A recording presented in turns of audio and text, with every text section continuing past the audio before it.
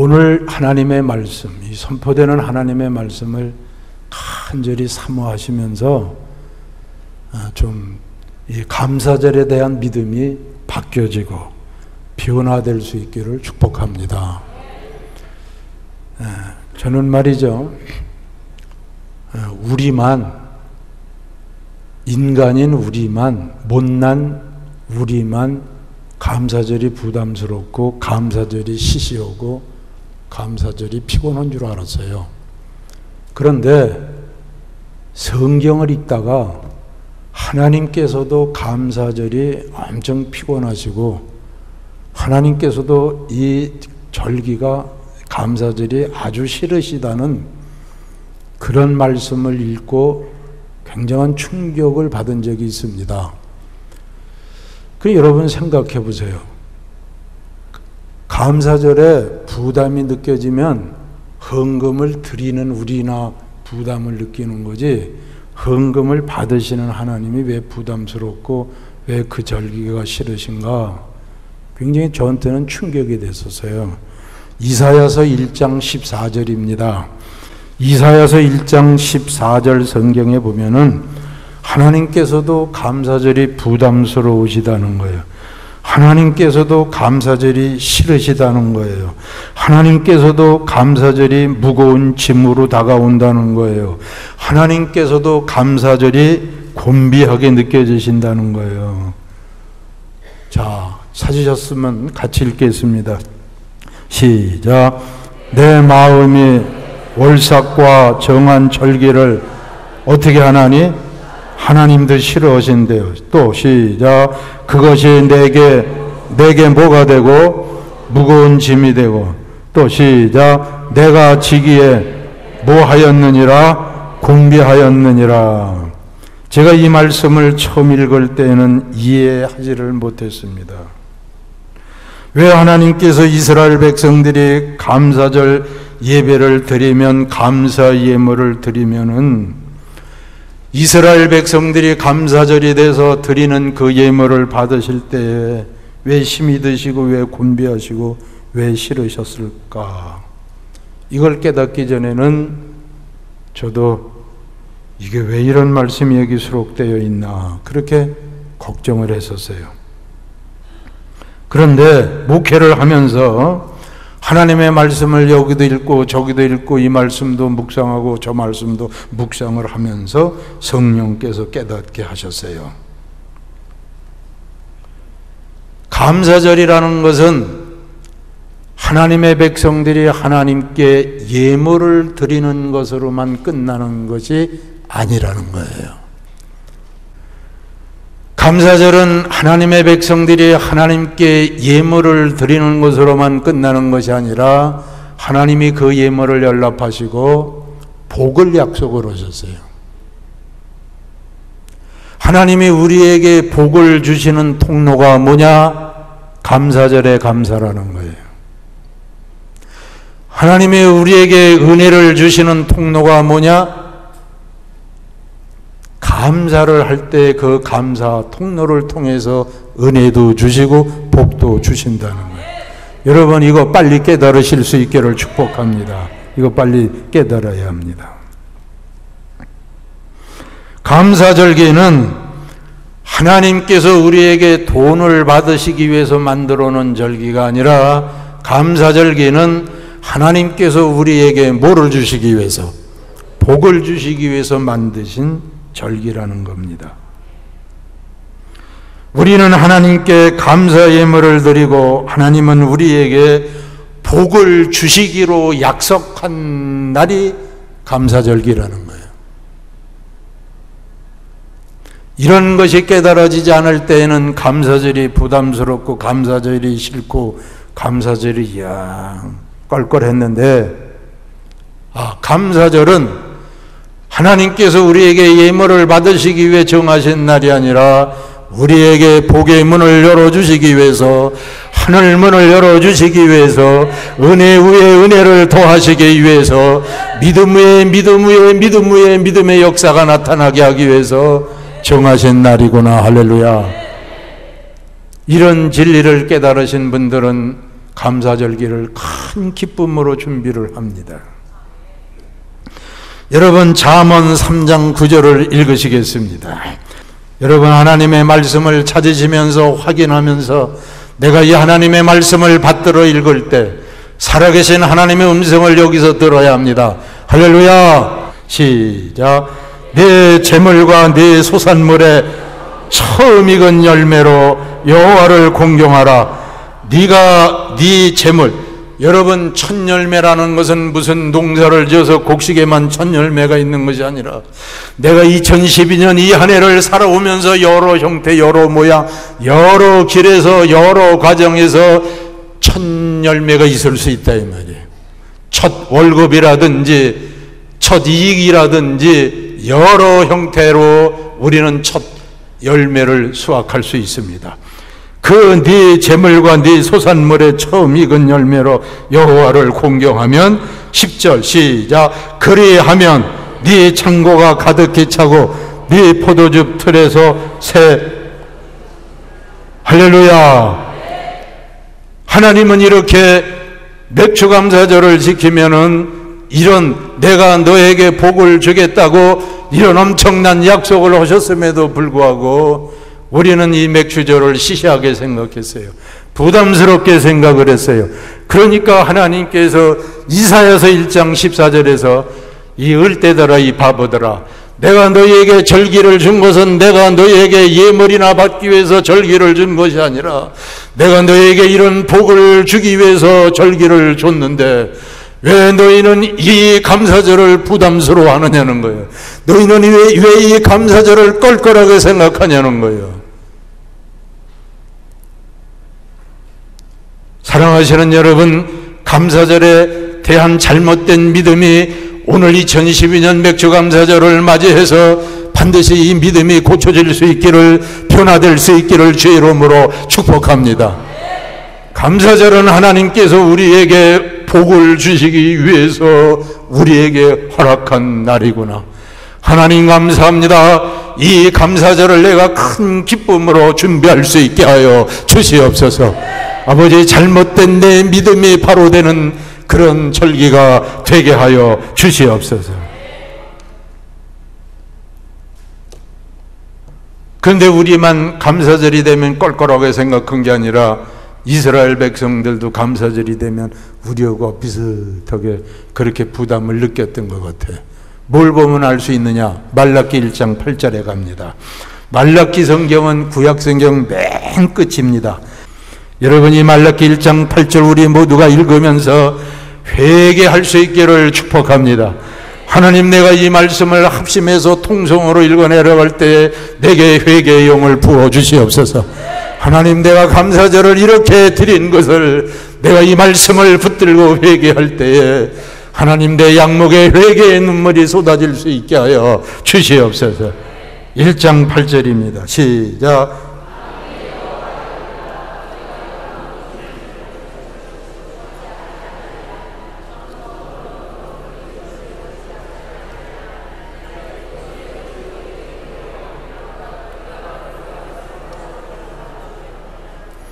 이스라엘 백성들이 감사절이 돼서 감사의 예물을 하나님 앞에 가지고 나오는데 어떤 걸 가지고 나왔냐면은 누가 사가지 않는 거, 시장에 갖고 나가도 누가 사가지 않는 거, 도저히 팔 수 없는 거. 야, 오늘 감사절인데 누가 사가지도 않고 팔리지도 않는 이거 갖다 그냥 감사절 예물로 드려라. 그리고 병든 거, 눈먼 거, 저는 거, 이런 것을 하나님께 갖다 바쳤다는 거예요. 그 하나님께서 너무너무 속상하시니까 뭐라고 그러셨어요? 야, 이거 어디다 갖다 줘보라고 그랬어요. 네 총독에게, 네가 살고 있는 그 네 시장에게 한번 갖다 줘봐라. 네가 살고 있는 네 나라의 총독에게 한번 그거 갖다 줘봐라. 그 사람 반응이 어떤가? 그 사람이 너를 받아주겠느냐? 그런 거 갖고 갔는데 사람도 받지 않는 걸 살아계신 하나님 앞에 갖고 와? 이스라엘 백성들이 하나님 앞에 감사절이 됐을 때 감사절을 부담스러워하고 감사절을 껄껄하게 생각하고 감사절을 싫어하고 이렇게 형식적으로만 감사절을 드리니까 하나님이 마음 아파하시는 거예요. 하나님이 감사절이 되면 싫어하시는 거예요. 하나님이 감사절이 되면 너무 곤고하신 거예요. 피곤하신 거예요. 내가 무엇을 받기 위해서 감사절을 만든 것이 아니라 너희에게 복을 주기 위해서 감사절을 정했는데 이런 식으로 나오니까 하나님께서는 우리에게 즐거이 복을 주시기를 원하시는데 이런 식으로 이 감사절을 지키는 하나님의 백성들이 감사절을 부담스럽게 여기니까 그 복된 날이, 그 복된 감사절이 하나님에게는 무거운 짐이 되신다는 거예요. 사랑하시는 성도 여러분, 정말로 오늘 이 말씀을 여러분들이 간절히 삼음으로 2012년 맥주감사절에 이 감사절에 대한 믿음이 바뀌어질 수 있기를 다시 한번 주의 이름으로 축복합니다. 여러분, 마귀가 역사하는 것 중에, 마귀가 일하는 것 중에 가장 심각한 일 중에 하나가 성도들로 하여금 감사절을 모르게 하는 겁니다. 성도로 하여금 감사절이 희박해지게 하는 겁니다. 형식적으로 시시껄렁하게. 여러분, 그런 예물을 드리려면 수제 드리지 마십시오. 감사절에 대한 믿음이 바뀌어야 됩니다. 이제는 마귀가 하는 일 중에 가장 크고 가장 심각한 일 중에 하나는 여러분들로 하여금 감사절을 모르게, 알더라도 부담을 느끼게 그렇게 하는 겁니다. 여러분, 감사는 하나님께서 우리에게 복을 주시려고 정하신 복의 통로가 되는 겁니다. 할렐루야. 부담스러워하지 마십시오. 여러분, 감사는 하나님의 복과 밀접한 관계가 있습니다. 마귀가 주는 복, 사탄이 형통하게 하는 것, 그런 거 말고, 여러분, 정말 우리가 잘 살아도 부자가 돼도 하나님 주시는 복으로 부자 되기를 축복합니다. 이 감사는 하나님의 복과 아주 밀접한 관계가 있습니다. 근데 감사가 하나님이 내게 주시는 복, 감사가 하나님이 주시는 복하고 밀접한 관계가 있는데 그럼에도 불구하고 하나님을 향해서 섭섭한 마음을 갖는 분들이 있어요. 왜 하나님은 내 기도에 응답해 주지 않으시는가? 왜 하나님은 내 문제를 풀어주시지 아니하시는가? 왜 하나님은 나에 대해서는 왜 이렇게 인색하신가? 그런 생각을 하면서 하나님을 섭섭하게 생각하고 아주 속상하게 생각하는 분들이 있습니다. 그러나 감사와 하나님의 복과는 밀접한 관계가 있다는 것을 모르고 불평을 했던, 알면서도 하나님이 나에 대해서는 모든 면에서 인색하다는 것이 느껴져서 불평을 하셨던 여러분, 이 시간에 여러분 말이 틀리다는 게 아니라, 여러분의 생각이 틀리다는 것이 아니라 하나님을 향해 불평할 거리가 있다 할지라도 불평하기 전에 여러분 이거 꼭 하나를 먼저 점검해야 됩니다. 우리가 하나님을 향해 섭섭한 마음을 가지고 원망하기 전에 반드시 먼저 점검해 볼 것이 있는데, 하나님이 이미 내게 주신 것에 대해서 내가 그럼 감사를 했는가? 그거를 반드시 점검을 해야 됩니다. 하나님이 이미 내게 좋은 남편, 좋은 아내, 하나님이 이미 내게 좋은 자녀, 좋은 부모, 하나님이 내게 이미 이 사회에서 좋은 환경을 주셨는데 하나님이 이미 내게 주신 좋은 것에 대해서는 그럼 당신이 감사했느냐 이 말이에요. 이미 내가 소유한 좋은 것에 대해서는 내가 잘나서 받은 것입니까? 내가 똑똑해서 소유한 것입니까?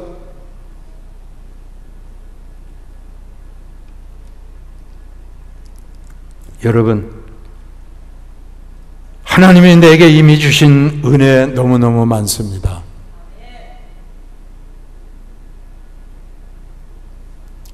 이스라엘 백성들이 출애굽을 해가지고 광야에 나왔습니다.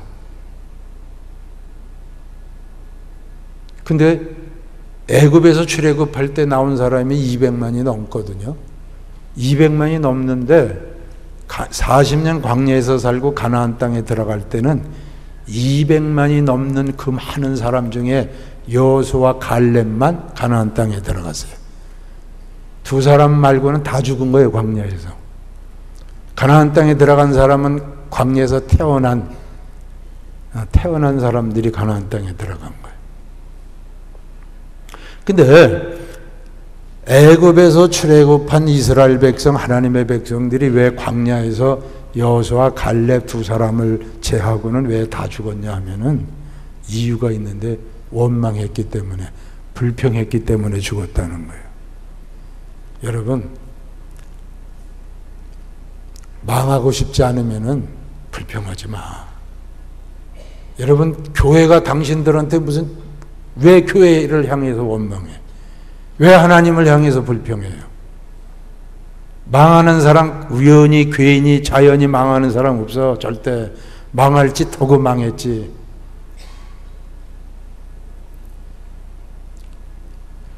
이스라엘 백성들이 광야에서 다 죽고 두 사람만 들어간 것은 이유가 딱 불평했기 때문이라는 거예요. 원망했기 때문이라는 거예요. 감사해야 할 자리에서 감사가 생각이 안 난 거예요. 불평거리만 생각이 나서 불평만 하다가 죽었다는 거예요. 여러분, 감사하지 않는 죄가 이렇게 무서운 죄라는 걸 꼭 깨달을 수 있기를 축복합니다. 감사하지 않는 죄가 이렇게 무서운 죄예요. 내가 이렇게 해서 나는 구원받은 사람이야. 하나님이 당연히 나를 사랑하실 거야. 하나님이 나를 구원하시지 않으면 누굴 구원해? 나는 당연히 구원받은 사람이라고 생각을 하니까 맥주절이 돼도 감사절이 돼도 감사의 기쁨이 감격이 없는 거예요. 그냥 부담만 스럽고. 여러분, 이걸 알아야 돼요. 오늘 집에 돌아가시는 길에 많은 사람을 보면서, 바라보면서 생각하고 다시 한번 또 생각해 봐요. 저 사람들을 하나님이 비켜가신 것처럼 하나님이 나도 비켜가실 수 있는데, 하나님이 나를 비켜가시지 아니하시고 복음을 듣게 하시고 복음을 깨닫게 하시고 복음을 믿게 하시고 나를 구원하셨구나. 할렐루야.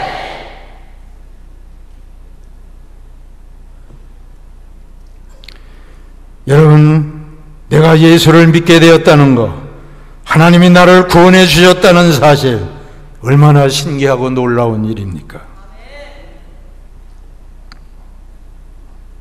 여러분,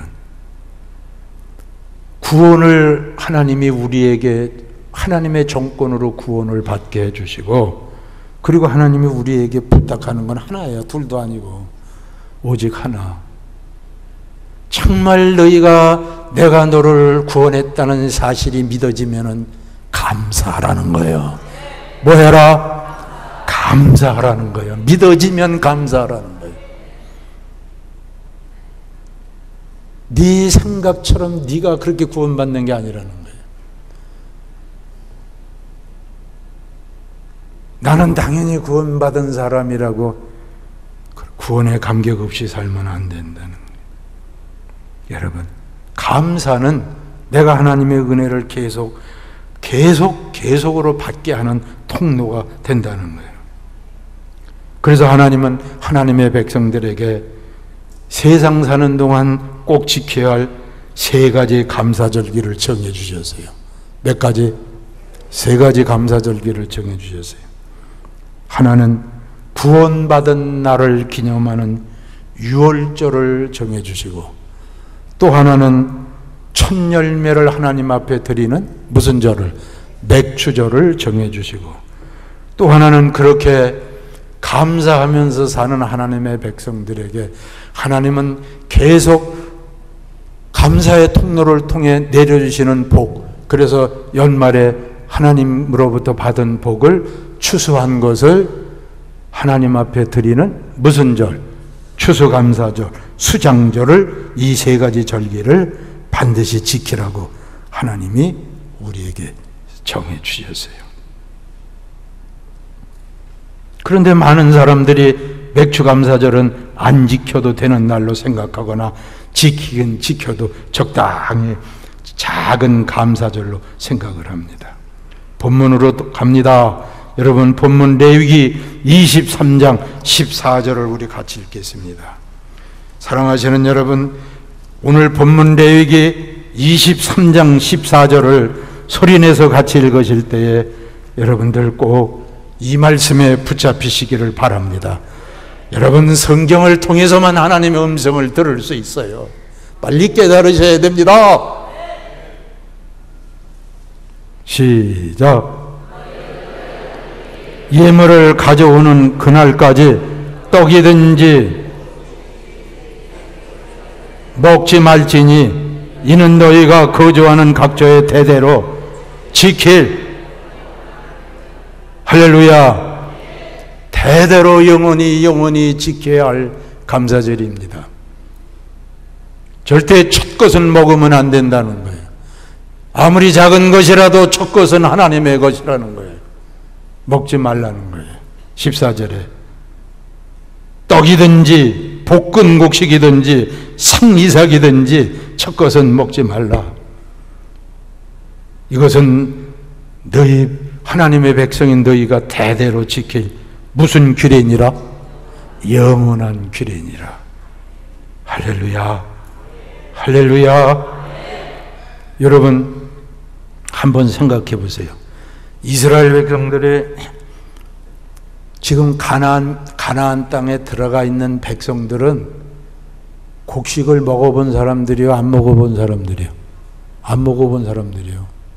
광야에서 뭐만 먹어서? 만나만 먹어서. 곡식을, 애굽에서 곡식 음식을 먹어본 사람은 다 광야에서 죽고, 가나안 땅에 들어간 사람은 갈렙, 여호수아 말고는 곡식 맛을 한 번도 안 본 사람들이에요. 근데 그 사람들이 가나안 땅에 들어가서 첫 해 농사를 졌는데 첫 열매를 추수하게 됐는데 얼마나 먹고 싶었겠어요? 얼마나 곡식 맛이 궁금했겠어요? 그렇잖아요, 여러분. 얼마나 먹고 싶었겠어요? 그런데 하나님께서 주사를, 침을 놓는 거예요. 첫 것은 뭐 하라? 먹지 마라. 절대 먹으면 안 된다. 너희는 너희 하나님께 첫 예물을 가져오는 그날까지는, 첫 예물을 가져오는 그날까지는 볶은 곡식이든 생이삭이든 먹지 말라. 이거는 너희가 대대로 지킬 영원한 규례니라. 하나님께 첫 열매를 바치기 전에는 절대 먹지 말라는 거예요.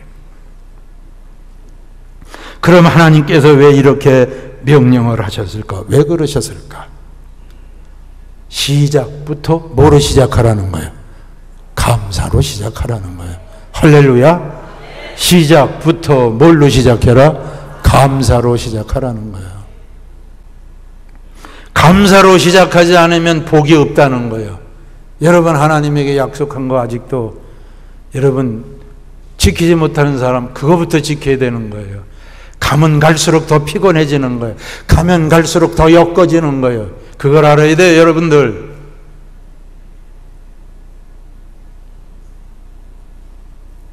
아무리 작은 것 같아도 첫 것은 하나님의 것이니 하나님께 드릴 것을 명심하라는 거예요. 그래야 복이 있고, 그래야 가을에 가서 추수할 것이 있다는 거예요. 추수감사가 있다는 거예요. 할렐루야. 맥주절의 첫 감사가 없으면은 추수할 것이 없다는 거예요. 그 한 해를 마감하는 가을에 가서 거둬들일 게 없다는 거예요. 받은 복이 없다는 거예요. 시작이라고 소홀히 여기는 일이 없기를 바랍니다. 여러분, 다음 주일은 우리 교회 그 첫 열매를 하나님께 드리는 의무의 맥주 감사절 주일입니다. 내가 2012년 6개월을 살아오면서 여러 형태로 첫 열매들을 내가 하나님으로부터 받은 것이 있는데 내가 그것을 잘 구별해서 기쁨으로 준비하고 있는지, 아니면 그냥 대충대충 부담감을 느끼면서 적당히 하려고 하는지.